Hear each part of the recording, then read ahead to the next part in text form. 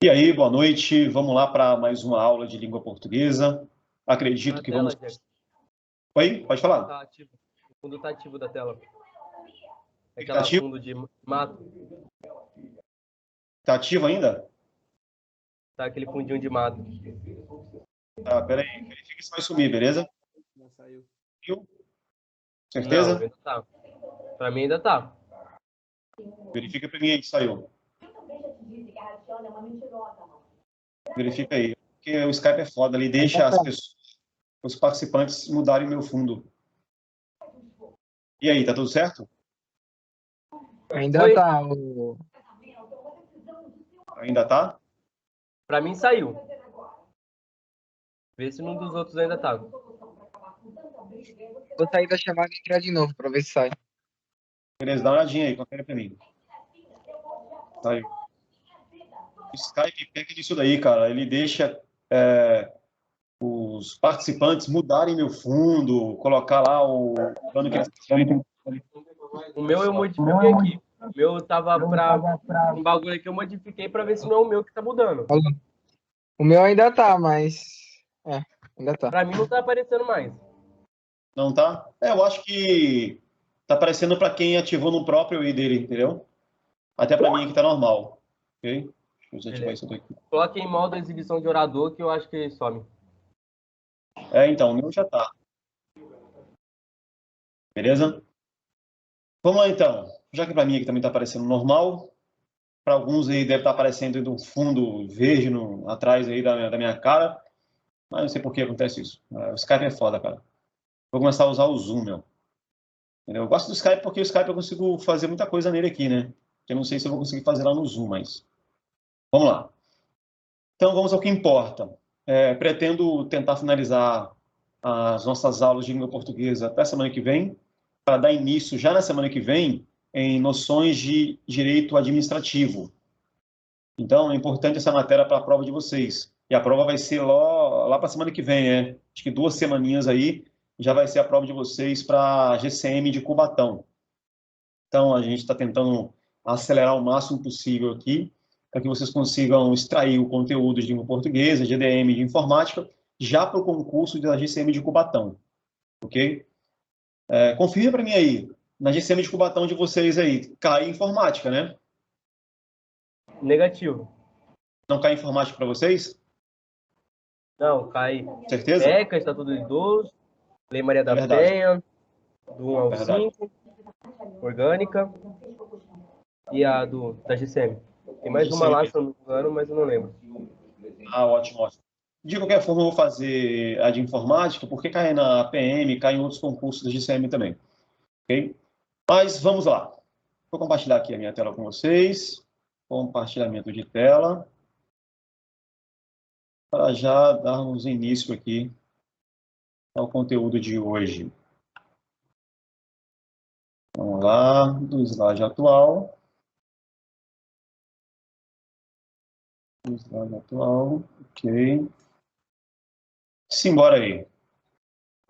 Teve um aluno que falou que não estava aparecendo para ele o slide. Não está aparecendo a minha carinha aí embaixo, não está aparecendo o slide. Já abriu, professor, já abriu. Beleza. Tá tudo certinho então, né? Ontem não tava aparecendo não, eu perguntei pro Marcos, ele também falou que não tava aparecendo para ele também, por isso que eu perguntei. Escrevi ali Sim. pro senhor. Show de bola, cara. Show de bola. Qualquer dúvida pode falar aí, beleza? Vamos lá então. A matéria de hoje é processos de derivação. Derivação, como eu sempre digo, na língua portuguesa, tudo o que está escrito é um processo que deriva de alguma coisa, uma palavra que deriva de outra, e por aí vai. Processos de derivação é muito simples, é um conteúdo muito fácil, cai em provas aí, como eu falei, em algumas GCMs, cai na Polícia Civil, mas não é tão comum nos concursos maiores, tá? É um conteúdo mais raso, mais fraco, né? Mais tranquilo, então não costuma cair na maioria das provas, ok? Então fiquem atentos quanto a isso daí. Derivação. Derivação é o processo de formar palavras no qual a nova palavra é derivada de outra, obviamente, né? Chamada de palavra primitiva.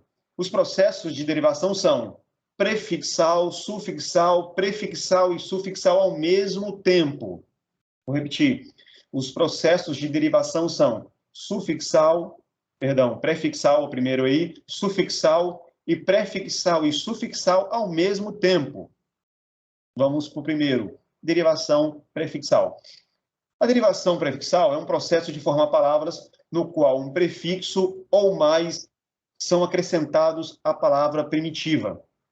Então, você vai ter aí um prefixo acrescentado ou mais, né, acrescentado à palavra primitiva. Vamos aos exemplos. Recompor. Você tem aí dois prefixos, re, com, que vai fazer parte aí do seu compor, né? O recompor aí, ou pôr, ou colocar. Desfazer, impaciente. Então, você vai ter aí essas variações de prefixos. Repetindo, prefixo é o que vem antes da palavra primitiva. Derivação prefixal é o que vem antes da palavra primitiva. Recompor, vem antes da palavra primitiva compor, ou do por, que é o recompor. Desfazer, a palavra primitiva é fazer, o des é o prefixo, é a derivação prefixal. Impaciente, paciente é a palavra primitiva, é o nosso prefixo, pois vem antes da palavra primitiva, ok? É a nossa derivação aí. Continuando. Derivação sufixal. É o contrário da derivação prefixal. Na prefixal vem no início da palavra primitiva. No sufixal vem depois, vem no final. A derivação sufixal é um processo de formar palavras no qual o sufixo ou mais são acrescentados à palavra primitiva. Exemplos. Realmente, folhagem. Real é a palavra primitiva, mente é o sufixo, é a derivação sufixal. Folha é a palavra primitiva e o gen no final aí, folhagem, o gen no final é o nosso sufixo. É bem tranquilo isso, dificilmente vocês vão errar em prova. Derivação prefixal e sufixal ao mesmo tempo. Obviamente, as duas coisas juntas. Você vai ter ali a palavra primitiva no meio, um prefixo antes, um sufixo depois daquela palavra. Beleza? É parecido lá com a nossa mesóclise. Claro, uma comparação meio nada a ver, mas para você entender que mesóclise não é quando você tem um pronome no meio de dois verbos. Quando você tem aí a derivação prefixal e sufixal ao mesmo tempo, você tem a palavra no meio, a palavra primitiva no meio, prefixo antes, sufixo depois. É bem tranquilo de entender isso daí. A derivação prefixal e sufixal existe quando um prefixo e um sufixo são acrescentados à palavra primitiva, de forma independente. Ou seja, mesmo sem a presença de um dos afixos, a palavra continua tendo significado. Exemplo, deslealmente. Des, prefixo, mente é o sufixo. Você pode observar que os dois afixos são independentes. Tem o microfone aberto aí. Se não for fazer perguntas, bloqueia aí, beleza? Se não for fazer perguntas, bloqueia aí o seu microfone. O microfone está ligado. Bloqueia o seu microfone se não for fazer perguntas, ok? Continuando.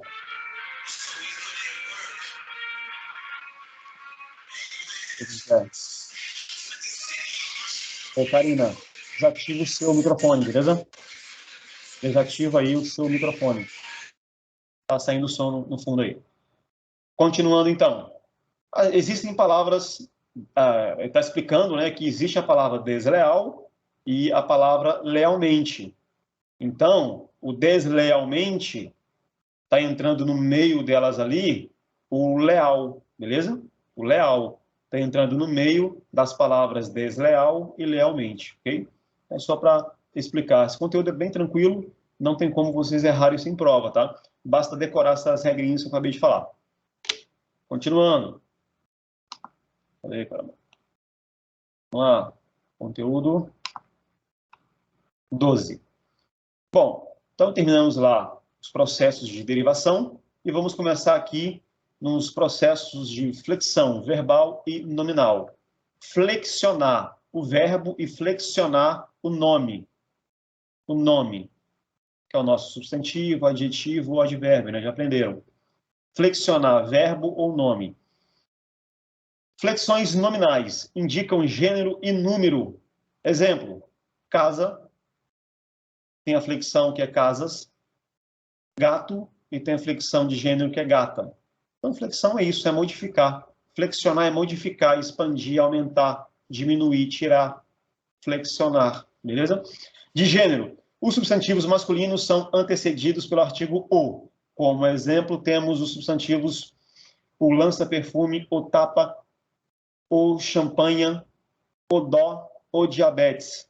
Então, você está só te mostrando aí que a flexão aí vai concordar lá com o artigo, né? Isso é óbvio. Já os substantivos femininos são antecedidos pelo artigo a.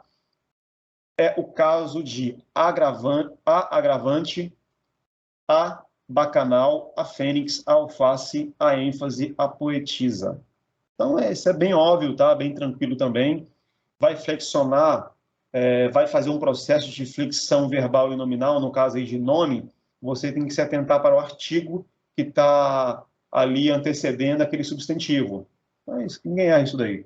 De números, os nomes, substantivo, adjetivo, pronomes, numerais, etc., de modo geral, admitem a flexão de número, singular e plural. Lembrando que lá em cima eu falei da flexão nominal dos nomes, lembrando que o advérbio, fazer um adendo, o advérbio não flexiona, né? Ele é invariável, tá? Então, você vai ter ali que vão flexionar o substantivo flexiona, o adjetivo flexiona, o pronome numeral aí. O advérbio não entra, porque é a palavra invariável, beleza? Vamos lá. De modo geral, admitem a flexão de número singular e plural. Quando fala flexão de número, aqui número é número 2, 3, 4, 5, não, é de singular e plural. Por exemplo, casa, está no singular. Casas, está no plural. Só para exemplificar, tá? Só para exemplificar. Continuando. Flexões verbais. Dentre todas as classes gramaticais, a que mais se apresenta passível de flexões é a representada pelos verbos. Obviamente, né? Como foi na regência verbal, que tinha mais peso, era a regência dos verbos. Lá na concordância nominal e verbal, o que mais tem peso é o verbo. Aqui também, o que mais tem peso é o verbo. Flexões estas relacionadas a pessoa, número, tempo e modo. O verbo se flexiona em pessoa, número, tempo e modo. Lembrando que, enquanto eu vou falando, você vai escrevendo e resumindo. Depois você volta aqui no vídeo e relê e faça o resumo de todo o material por escrito. Eu vou ficar lendo tudo aqui. Você vai ler depois tudo certinho na apostila, lê também aqui nos slides e vai fazendo as suas anotações, seus resumos. Flexão de pessoa. Indica as 3 pessoas relacionadas ao discurso, né? Aí pode estar no singular quanto no plural. Primeira, segunda e terceira pessoas aí, ok? Número representa a forma pela qual o verbo se refere a essas pessoas gramaticais. O número representa a forma pela qual o verbo se refere a essas pessoas gramaticais. Tempo relaciona-se ao momento expresso pela ação verbal. Tempo da ideia de tempo, né? Denotando a ideia de um processo ora concluído, em fase de conclusão, ou que ainda está para concluir. Representado pelo tempo presente, pretérito e futuro. Pretérito é passado e futuro é futuro. Beleza?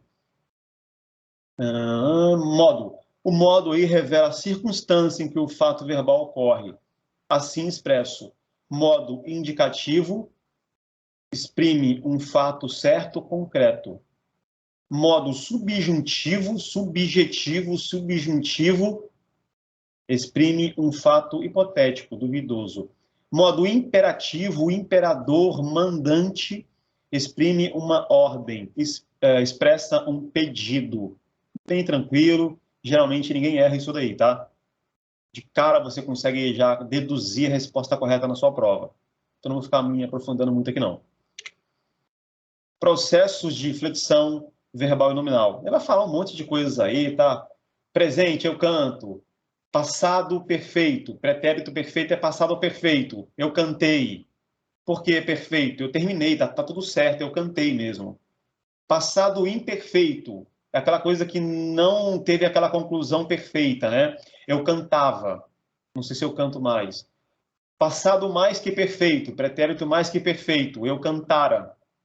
Ele é mais que perfeito. Ele é como se fosse um futuro presente, né? Eu cantara, ok? Só dar um exemplo, né? Exemplificando. Futuro do presente, eu cantarei. No futuro do presente, eu cantarei. Está no futuro, mas eu estou falando agora. Demonstra o meu presente, de forma bem simplória. Futuro do passado, futuro do pretérito, futuro do passado, eu cantaria. É um futuro que talvez aconteceria, mas dá uma ideia de que eu já tinha cantado antes, eu cantaria. Dá a ideia de um passado, tá? Aí você vai conjugando o restante aí, né? Tu cantas, tu cantastes e por aí vai. Dá uma lida nisso daí, para você decorar os macetes, tá? Aqui, como é matéria de ensino fundamental, lá na sua base lá, eu acredito que você já saiba isso daqui de cabeça, né? Não precisa ficar repetindo. Continuando.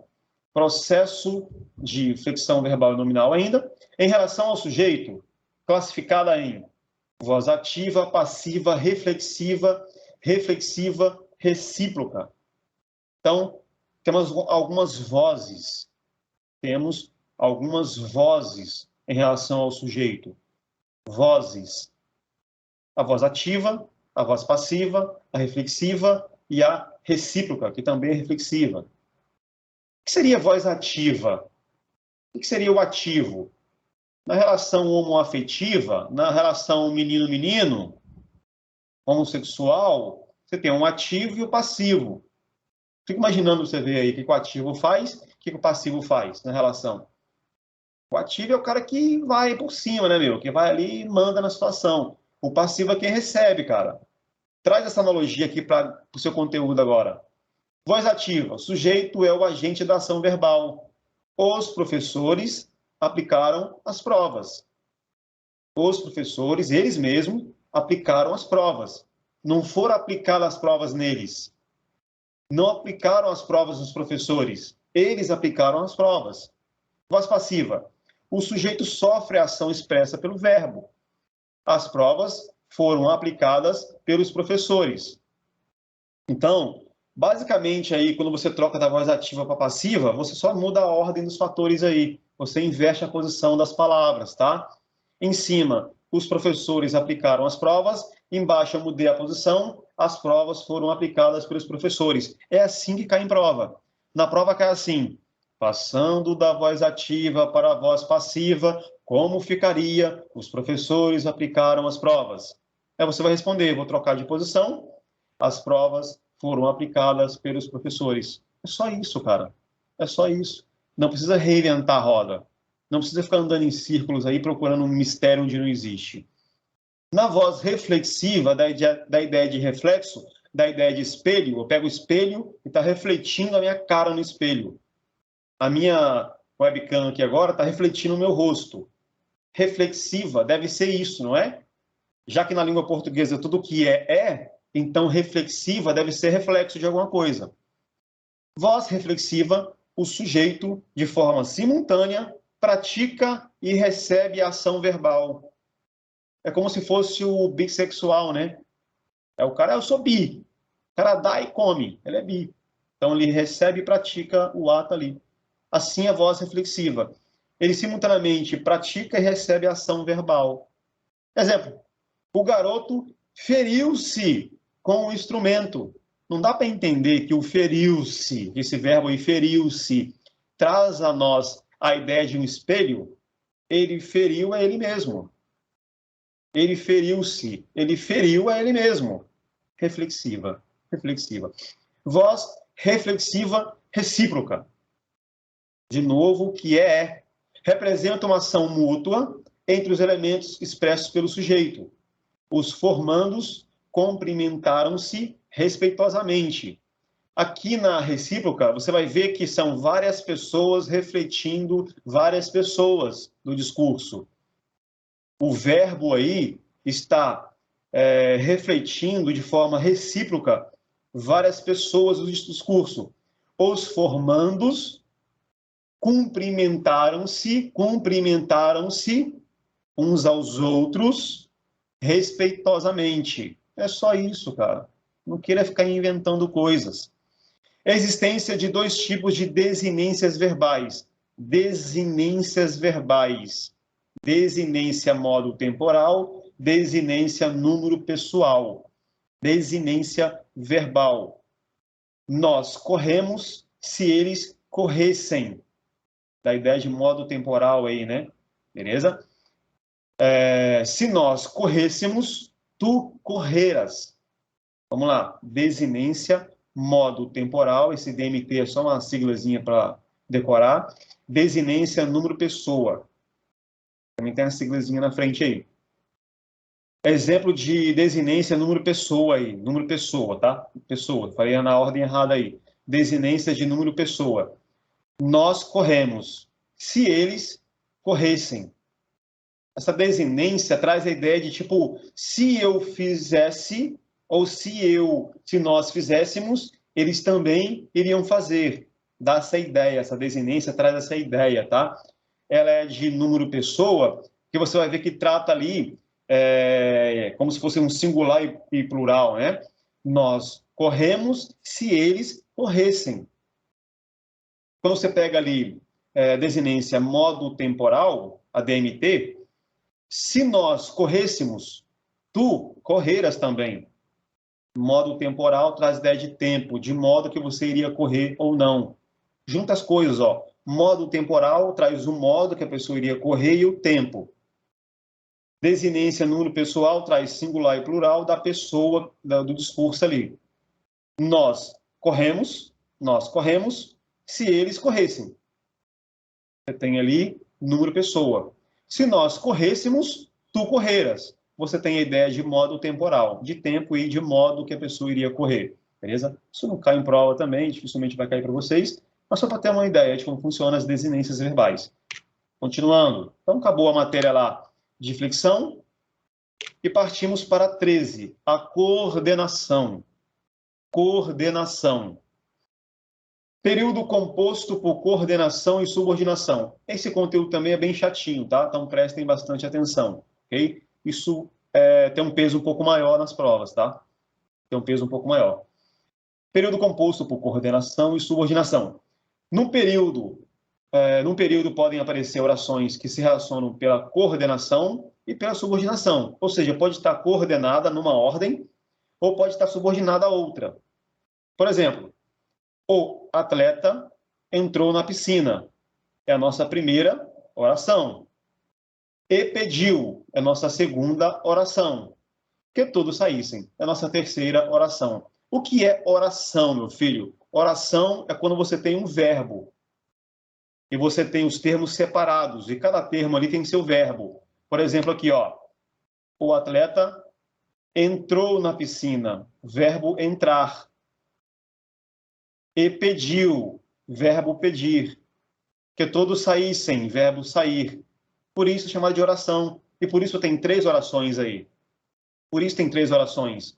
Na primeira oração, eu tenho o entrou, verbo entrar. Na segunda oração, eu tenho o verbo pedir. E na terceira oração, tem o verbo sair. É bem tranquilo de entender isso, né? Então, presta atenção. Oração coordenada assindética. Oração coordenada assindética, oração coordenada assindética aditiva, oração subordinada substantiva objetiva.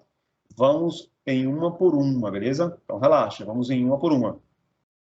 A primeira oração, ali, ó, no exemplo, né? Eram alunas que tiravam boas notas, mas não estudavam. Você tem ali várias orações de novo, são 3 orações. Porque na primeira tem o verbo era, Na segunda, o verbo tiravam. E na terceira, estudavam. De novo, está separando aí as orações, né? Vamos lá. Embaixo aí, ó, a oração principal, a subordinada adjetiva restritiva, a oração sintética adversativa. Lembrando que o próprio nome é o que diz, tá? Então, já decora assim. Restritiva traz ideia de restrição. A adjetiva traz ideia de adjetivo. Subordinada traz ideia de uma coisa estar ligada à outra. Coordenada tem a ideia de ordem. Adversativa dá a ideia de adversidade, né? De adverso, de diferente. Adversativa. Vamos lá. Cadê? Tá. Ele trouxe alguns exemplos aqui, mas não aprofundou. Beleza? Vou tentar mostrar alguma coisa aqui. Cadê?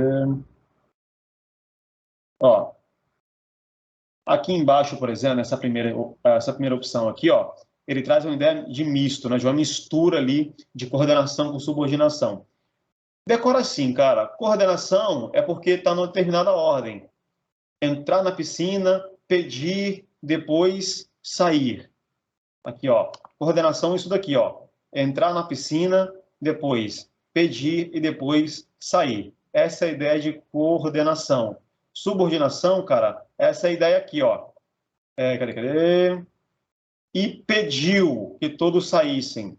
Esse e pediu aqui, quem pediu? O atleta. Então, o pediu aqui é subordinado a esse cara. Quem manda no verbo pedir, quem manda nesse verbo pedir, é esse cara chamado de atleta aqui. O atleta pede para sair. Então, a ideia de subordinação aqui está relacionada ao atleta.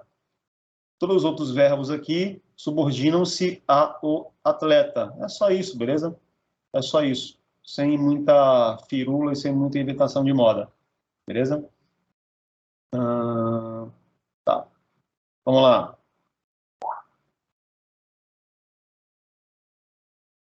Sim. Sair sem um sufixo. Beleza? É assim. Tem o verbo sair e a palavra derivada, né? Sufixal, que é o saíssem. É assim, beleza?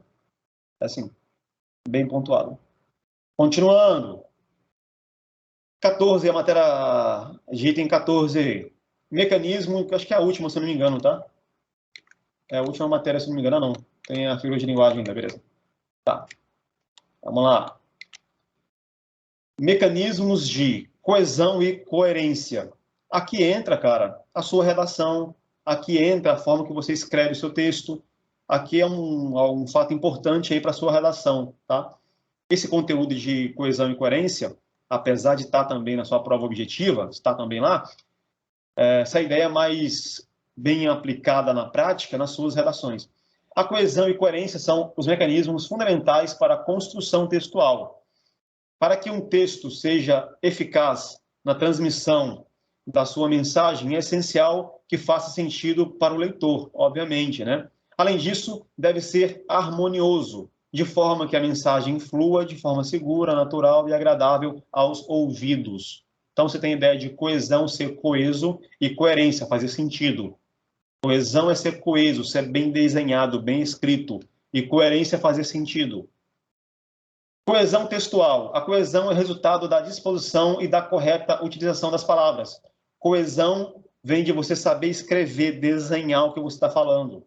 É isso. É isso. Períodos, parágrafos de um texto. Ela colabora com a organização e ocorre por meio de palavras, chamadas de conectivos. Isso é coesão. Os mecanismos de coesão, tem vários, né? A coesão pode ser obtida através de alguns mecanismos.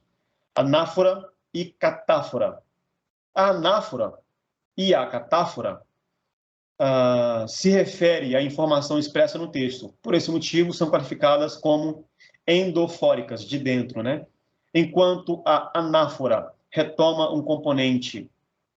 volta a um componente que você já tinha falado, já tinha dito, a catáfora o antecipa, contribuindo com a ligação e harmonia textual. Eu vou explicar um pouco mais na frente, tá? Então, relaxa. Continuando. Algumas regras aí. Referência, pessoal, demonstrativa, comparativa, substituição e alguns exemplos aí. Tá. pessoal. Utilização de pronomes pessoais e possessivos. Exemplo, João e Maria casaram. Eles são pais de Ana e Beto. A referência que você está vendo aí é pessoal e anafórica, porque ela vem anteriormente, beleza? O eles ali está antes de são pais de Ana e de Beto. O pronome pessoal ali, João e Maria, está antes do verbo casaram. É só para você ter essa noção aí, beleza? Demonstrativa. Utilização de pronomes demonstrativos e advérbios. Exemplo, fiz todas as tarefas, com exceção desta, arquivar a correspondência.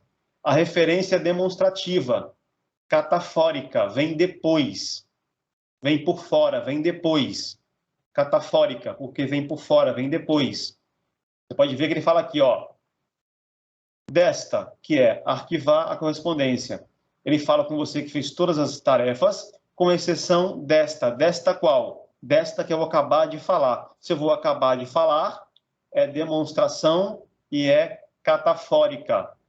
É simples, decora só esses nomezinhos chatos aí e o que eles significam de forma bem resumida, bem sucinta, tá? Para vocês não se confundirem. Comparativa, traz ideia de comparação. Utilização de comparações através de semelhanças. Exemplo, mais um dia igual aos outros. Igual aos outros é uma referência comparativa endofórica.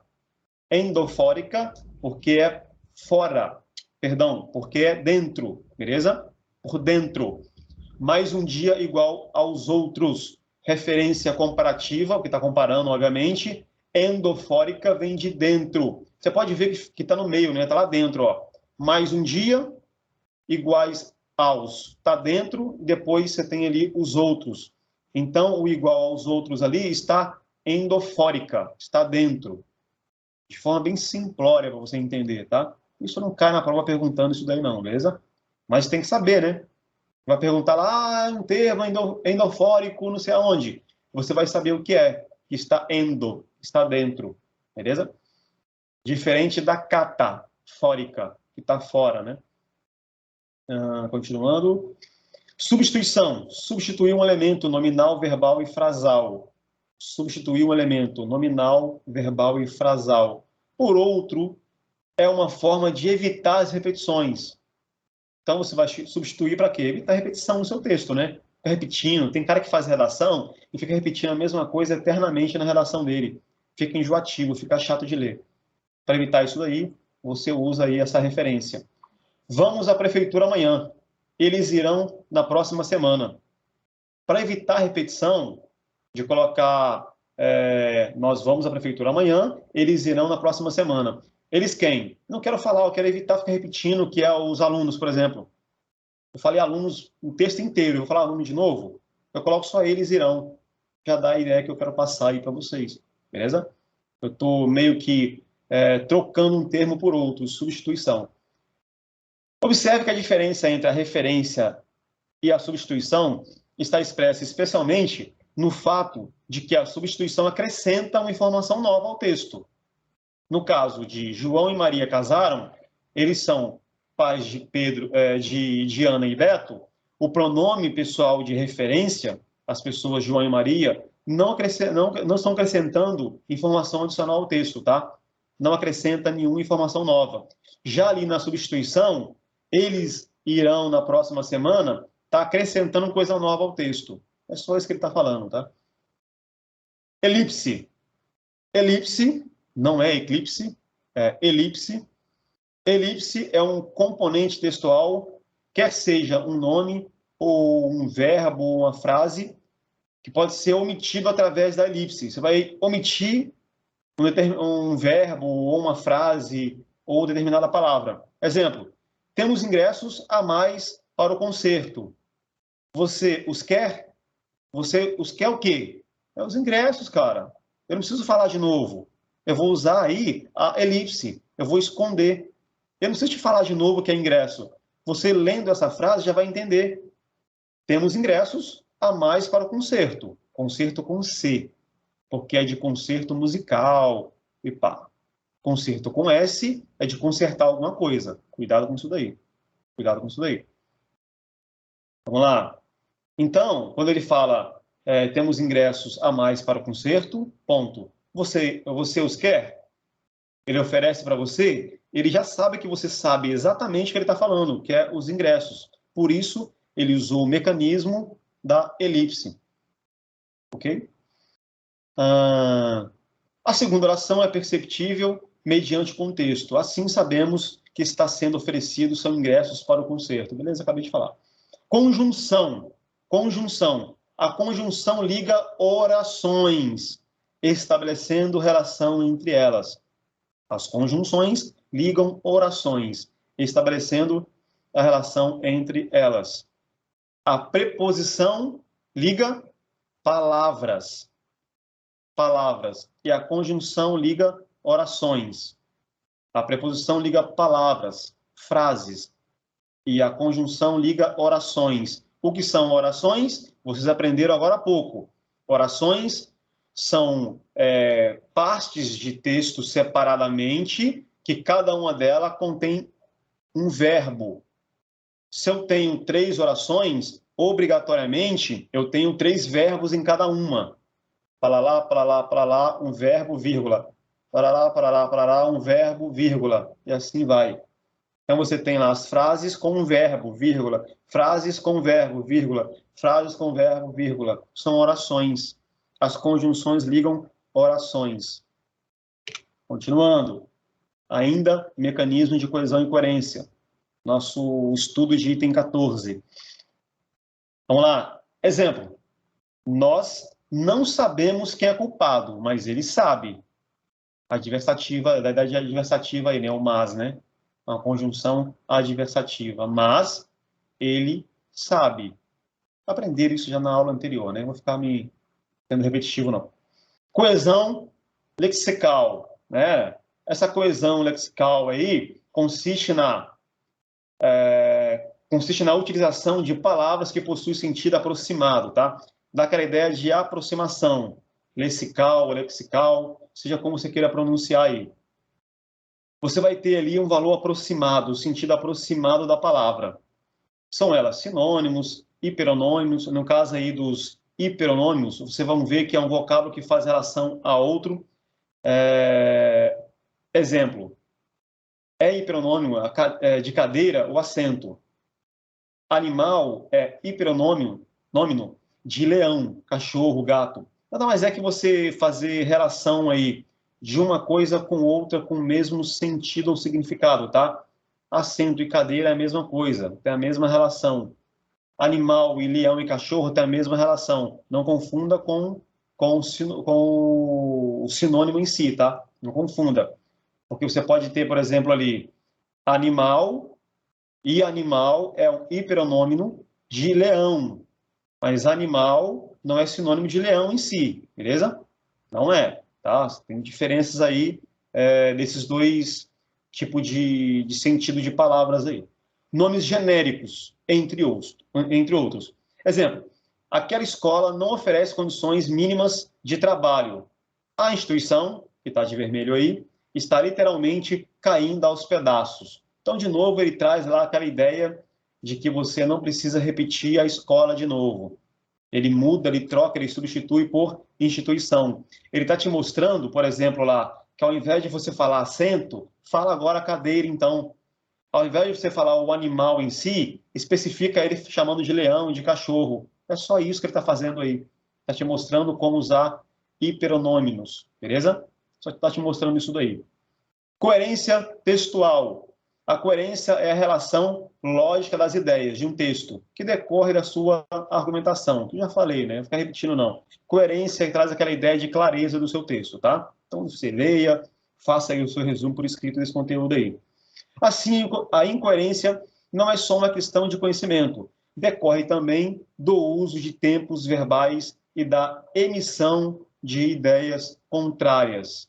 Então, se você é incoerente, é que você está falando uma coisa que não tem nada a ver com a outra. Traz a ideia de incoerência, beleza? Você não está seguindo o seu pensamento de uma forma bem conectada, bem raciocinada. Você está sendo incoerente. Também é tranquilo isso daí. Bom, figuras de Linguagem. Estou tentando dar uma acelerada o máximo que dá aí, para que vocês consigam aproveitar o conteúdo ainda para a prova da GCM, que é na semana que vem ou na próxima semana aí, beleza? Figuras de som ou sonoras. Temos figuras de som, ou também chamadas de figuras sonoras, obviamente traz a ideia de algum som, beleza?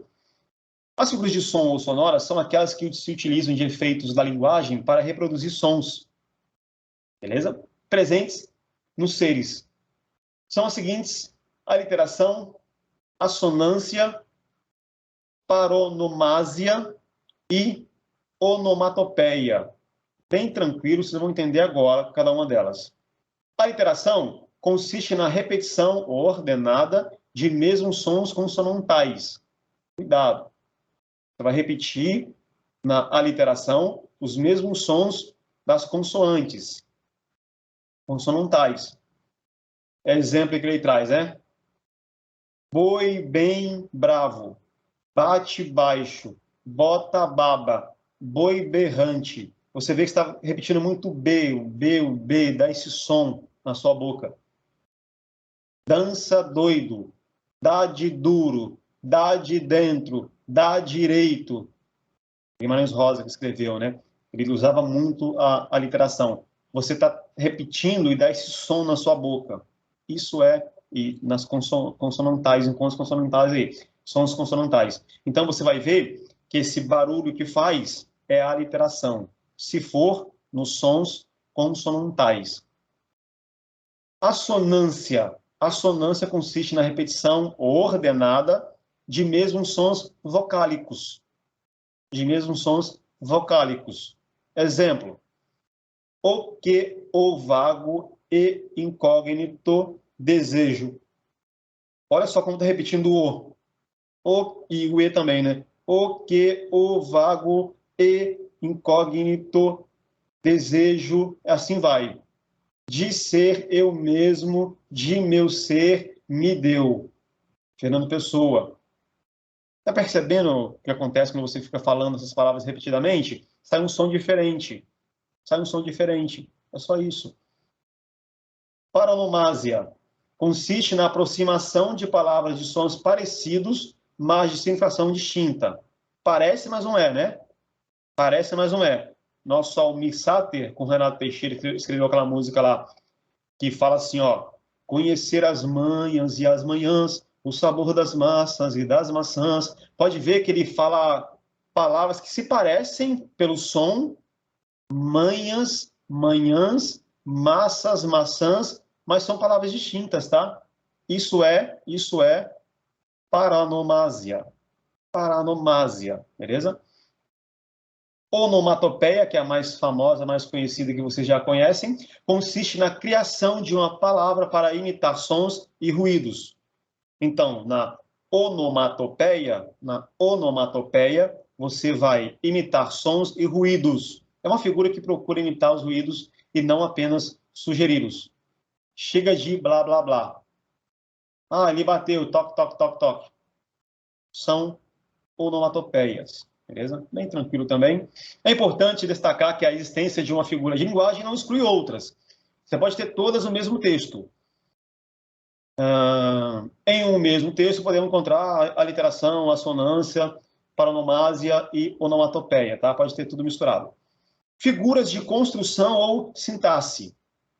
Figuras de construção ou sintaxe. As pessoas costumam falar sintaxe, né? Não, até errado, tá? É sintaxe. Sintaxe. Eu tinha um aluno que ele falava síntese. Ela falava, não é síntese, cara. Não é síntese. Não tem aí travessão SE. É sintaxe. Não é síntese, não é. Não é sintaxe também, não. É sintaxe. Beleza? Assim como lá, lexical ou lexical, ou lexal. Cara, depende, né? Lá, por a sua língua puxar um pouco mais o X, não é tão incorreto de falar. Aqui não, aqui a forma correta da pronúncia é sintaxe. Então, você vai ter ali alguns exemplos, né? São desvios que são evidenciados na construção normal do período. Eles ocorrem na concordância, na ordem e na construção dos termos da oração. São os seguintes: elipse, já vimos, zeugma, pleonasmo, assíndeto, polissíndeto, anácluto, hipérbato, hipálage, anáfora e celípse. Nomes difíceis, complexos, que vocês precisam decorar, pelo menos os mais conhecidos aí, tá? Zeugma, pleonasmo, polissíndeto, hipérbato, são os mais conhecidos, e anáfora também, são mais conhecidos, decorem pelo menos esses aí, tá? Vou resumir rapidinho cada um deles aí, tá? Elipse, você já sabe, omitir termo. Zeugma, omite um termo que já apareceu antes, diferente da elipse. A zeugma vai omitir um termo que já tinha aparecido antes. Pleonasmo é redundância, por exemplo, subir para cima, descer para baixo. Vou ficar falando tudo aqui. Assíndeto é a supressão de um conectivo entre os elementos. Você tira o conectivo. Por exemplo, todo coberto de medo, juro, minto, afirmo, assino. Você tirou ali, basicamente, você suprimiu os conectivos dos elementos. Polissíndeto, depois você pega os exemplos aí, tá? Copia no seu caderno os exemplos. Polissíndeto consiste na repetição de conectivos. Lá em cima, você tira os conectivos. Aqui você repete um monte deles. Aí você fala assim, pô, mas pode fazer isso? Pode. Já vimos na aula de vírgula. Tinha até esse exemplo aqui lá na aula de vírgula. Por exemplo, aí de polissíndeto. E planta, e colhe, e mata, e vive, e morre. Colocou muito conectivo E. Mas pode colocar assim. Se for um texto que não é um texto formal, uma redação sua, não é nada, né? Se for um texto formal, um documento oficial ou uma redação, isso daí não vai cair legal, não vai cair bem. Anácluto, esse anácluto, o anácluto, ele consiste em deixar um termo solto na frase. Isso ocorre geralmente porque se inicia uma determinada construção sintática e depois opta por outra, tá? Você vai deixar um termo solto. Exemplo, eu que me chamava de amor e minha esperança de amor. Deixa um termo meio solto ali, né? Na oração. Aquela mina de ouro, ela não ia deixar que as outras espertas botassem as mãos. Ele deixa um termo meio que solto na oração, né? Os termos destacados não se ligam sintaticamente à oração. Você vai ver que eu, por exemplo, aqui, não tem nada a ver com o restante, beleza? Não se ligam à oração em si. Hipérbato ou inversão, também chamado de inversão, é a mesma coisa. Consiste em quê? Inverter, né? Inverter. Deslocando os termos da oração do período, ou seja, mudança da ordem natural dos termos. Parece com voz ativa e passiva, não parece? É inversão na posição? Parece com isso. São como cristais suas lágrimas. São como cristais suas lágrimas. O certo seria... as suas lágrimas são como cristais. Ele muda a posição ali, beleza? Ele troca a posição. E tem outros exemplos aí. Hipálage. Essa hipálage ocorre quando se atribui a uma palavra a característica que pertence a outra da mesma frase. Então, se atribuir uma coisa que já pertence a característica de uma palavra que pertence à mesma frase. Esse sapato não entra no meu pé. Eu não entro nesse sapato. Essa blusa não cabe em mim. Eu não caibo nessa blusa. Isso é hipálage. Anáfora, que é mais tranquila, é a repetição da mesma palavra ou expressão, o início de várias orações, períodos ou versos. Tudo é silêncio, tudo é calma, tudo é mudez. Tudo, tudo, tudo, tudo. Está anaforicamente colocado. Beleza? Silepse. Essa silepse aí ocorre quando a concordância se faz com a ideia subentendida, com o que está implícito, está escondido, né? E não com os termos expressos. A selipse pode ser do gênero, Vossa Excelência é pouco conhecido, concorda com a pessoa representada pelo pronome, né? Você vai ver ali que o gênero ali, o que está ali sublinhado é a nossa selipse, beleza? A nossa selipsezinha ali, está concordando com o gênero Vossa Excelência. Vossa Excelência é o não conhecido. De número, Corria gente de todos os lados e gritavam. Gente de todos os lados gritavam aí. Gente da ideia de plural, gritavam, concorda com gente. Então, gritavam, está concordando com gente. Conhecido, está concordando com o termo ali, Vossa Excelência. De pessoa, os brasileiros somos bastante otimistas. Nós brasileiros, né, somos bastante otimistas. Brasileiros dá a ideia de nós. Tá, isso que ele quis trazer, né? Brasileiro traz a ideia de nós. Primeira pessoa do plural. Somos, primeira pessoa do plural, concorda com lá o nós concorda com somos, tá? Isso que está mostrando aí, beleza? Os brasileiros, ou nós brasileiros, somos. Tá só concordando os dois aí, beleza? Só concordando. Mas o que? Comparação ou simile. Comparação ou algo similar, né? Ocorre comparação quando estabelece a aproximação de dois elementos que se identificam, ligado por nexos comparativos explícito. Aqui está explícito.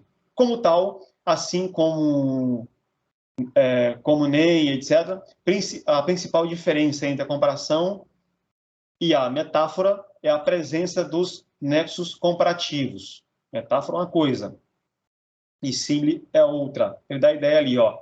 E flutuou no ar como se fosse um príncipe. Esse como aí é uma comparação a príncipe. Esse como é uma comparação a príncipe. A palavra príncipe ali. A metáfora consiste em empregar um termo com um significado diferente do habitual, tá? Metáfora é colocar um termo diferente do normal, com base numa relação de similaridade entre o sentido próprio e o sentido figurado. Na metáfora, ocorre uma comparação que o conectivo comparativo fica subentendido. Meu pensamento é um rio subterrâneo. É metáfora. Meu pensamento é um rio subterrâneo. Tá vendo que ela traz uma ideia diferente do habitual? E tem um sentido meio que figurado? Isso é uma metáfora. Catacrese ocorre por falta de um termo específico para designar um conceito. Toma-se outro por empréstimo. Ele comprou 2 dentes de alho para colocar na comida. Puta, meu. 2 dentes de alho? Você pegou o dente lá e chamou ele de alho? Não, cara. A catacrese faz isso. Ela pega lá os 2 dentes de alho, a boca do fogão, é tudo catacrese, tá? Metonímia, assim como a metáfora, consiste numa transposição de significado, ou seja, uma palavra que usualmente significa uma coisa passa a ser utilizada com outro sentido. O emprego de um nome por outro em virtude de haver entre eles relacionamento. A metonímia ocorre quando se emprega, olha os exemplos aí, a causa pelo efeito. O que é causa pelo efeito na metonímia? Vivo do meu trabalho. Mas como assim? Você tá trocando aí o produto do trabalho, que é o alimento aí, né? Você está dizendo que vive do seu trabalho. Quando você troca a causa pelo efeito, você tem aí esse sentido da metonímia também. O efeito pela causa. Efeito pela causa. Aquele poeta bebeu a morte. Veneno, né? O veneno, morte é o veneno aí. Mas espera aí, bebeu o veneno no caso. Como assim, cara? Ele está trocando o efeito pela causa. Okay? O instrumento pelo usuário. Trocar um instrumento pelo usuário do instrumento. Os microfones corriam no pátio. Espera aí, cara. Não, cara, os repórteres corriam no pátio. Não os microfones.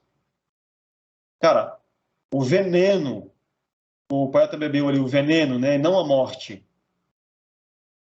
Basicamente ali você vive do seu trabalho e não do alimento. Então ele está só te mostrando aí a metonímia. Vamos lá. Antonomasia. Essas outras figuras menos conhecidas não dê tanta importância, tá? Mas cuidado com aquelas que você sabe que caem muito em prova, que são as mais conhecidas. Tá. Antonomasia é a figura que designa uma pessoa por uma característica dela. Feito ou fato que a tornou notória. A cidade eterna, em vez de dizer Roma. A cidade maravilhosa, em vez de dizer Rio de Janeiro. País tropical, em vez de dizer Brasil.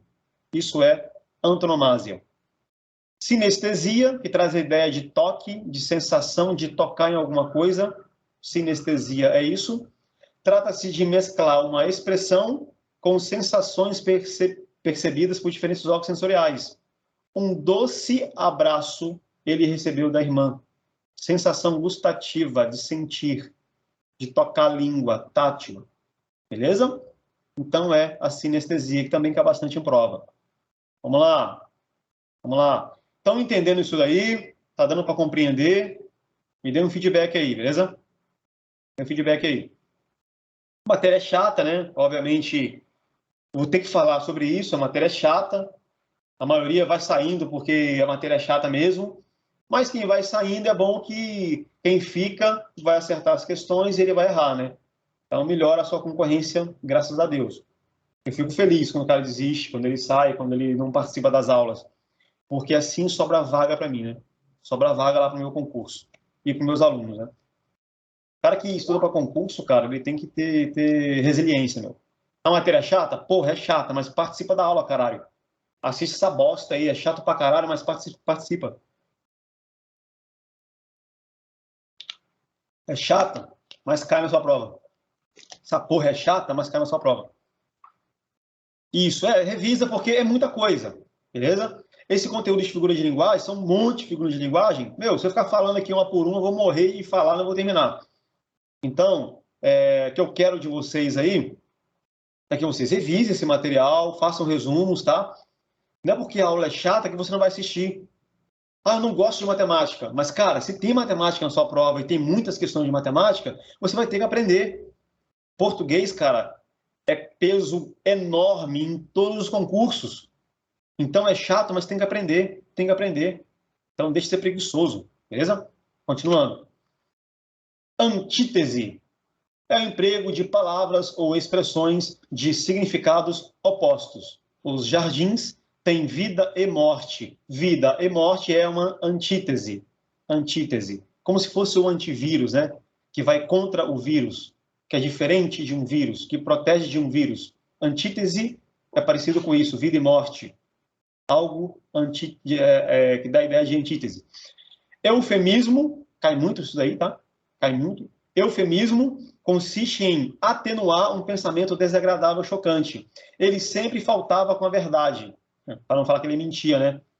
Beleza? Ou, por exemplo, ele é bonitinho igual um burro chupando um limão, cara. Não, mas peraí, então você está me chamando de feio. Eu estou usando aí o eufemismo. Estou trocando uma coisa macia de uma coisa que era dura e pesada para você. Beleza? Então é isso. Gradação ou clímax é uma sequência de palavras que intensificam uma ideia. Gradação. Porque gado a gente marca, tange, ferra, engorda e mata. Mas com a gente é diferente. Então você vai ver que dá a ideia de gradação. Beleza? A gente marca, tange, ferra, engorda, marca. É uma gradação, é gradativa, a dor é gradativa, as coisas vão uma após a outra. Dá a ideia de gradativo, gradação, beleza? Eu corro, eu subo, eu pulo, eu vou, e vai aumentando, vai gradativo. Hipérbole também cai muito. Trata-se de exagerar uma ideia, com finalidade enfática. Estou morrendo de sede. Está exagerando, é hipérbole. Prosopopeia, ou personificação, que é colocar seres que não são animados e como se eles fossem animados, beleza? Consiste em atribuir seres inanimados características próprias de humanos. O jardim olhava as crianças sem dizer nada. Puta que me pariu, o jardim não olha para ninguém, beleza? Não olha para ninguém. Eu estou dando uma coisa que não tem vida, vida. Muito usado em textos literários, né? Poemas, crônicas e por aí vai. Paradoxo. Consiste no uso de palavras de sentido oposto.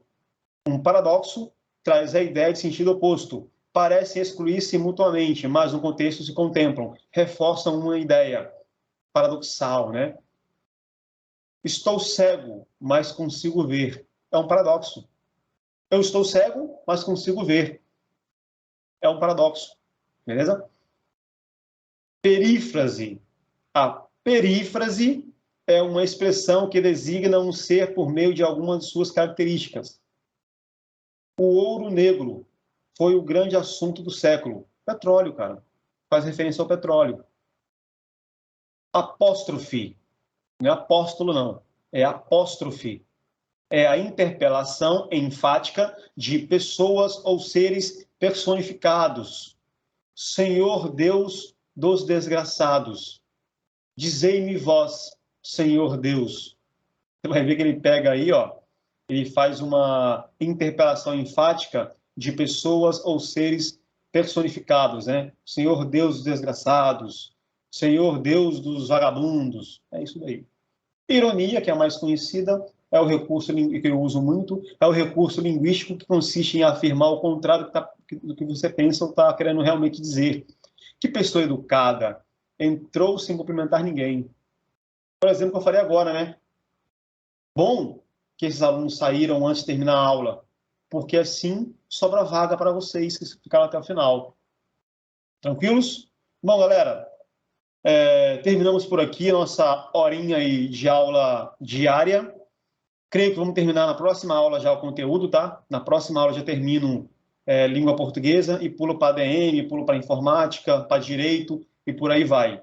Obviamente, se tiver demanda, obviamente, se tiver gente participando. Se eu perceber que estão cagando para as aulas, eu vou deixar sem. Beleza? Eu acho que a DM eu acho que é o peso maior, né? Na prova de ECM é o peso maior. Aí seria bom se eu dar aquela revisada igual o senhor fez na prova da PM lá que a gente fez, que foi legal. A gente aprendeu pra caramba. Vou dar aquela revisada boa só antes da prova. Sim. Vou fazer isso. É por isso que eu estou adiantando o máximo que eu posso o português. E o português está massivo já, né? Está massificado já. Vocês já estão todo dia estudando isso daí. Então, isso que eu adiantei bastante o conteúdo de português. Eu vou tentar ao máximo focar em direito administrativo, focar lá na GCM de Cubatão algumas partes do direito penal. A gente vai trabalhar bastante em cima disso daí nas próximas aulas, tá? Mas português também é muito importante. Tranquilos? Então, tamo junto. Qualquer dúvida, chama lá no WhatsApp, que eu respondo. E tamo junto, galera. Força aí, beleza? Não desistem. Não desistam, né, do objetivo de vocês. Vocês não podem desistir, cara. O cara já saiu já antes de terminar a aula. Porra. Então, não desistam. Continuem estudando. Continuem se esforçando. Beleza? Tamo junto aí. Abraço. Valeu. Com Deus aí, pessoal. Valeu.